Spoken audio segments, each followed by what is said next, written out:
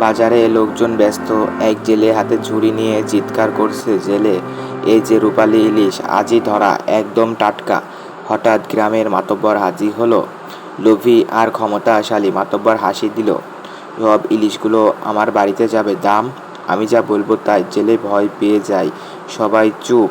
একজন অদ্ভুত বৃদ্ধ আসে, হাতে পুরনো লাঠি। বৃদ্ধ, এই যে ইলিশ সাধারণ না, এটা জাদুর রূপালী ইলিশ।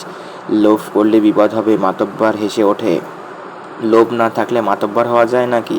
সে সব ইলিশ কিনে নেয়। মাতব্বর একা, সামনে ইলিশ ভাজা। আজ রাজভোজ হবে। সে প্রথমে কামড় দেয়, হঠাৎ আলো ঝলসে ওঠে, ইলিশ থেকে সোনালি আলো বের হতে থাকে। ইলিশগুলো জীবন্ত হয়ে যায় আর মাতব্বরকে ঘিরে ফেলে। লোভের শাস্তি পেতে হবে। মাতব্বর ভয় পেয়ে চিৎকার করে, বাঁচাও, আমি আর লোভ করব না। পরের দিন সকালবেলা, মাতব্বর মাটিতে পড়ে আছে, সব ইলিশ হারিয়ে গেছে। তখন হঠাৎ মাতব্বরের সেই বৃদ্ধ লোকটির কথা মনে পড়ে। বৃদ্ধ লোকটি বলেছিল, লোভী মানুষের সবচেয়ে বড় শত্রু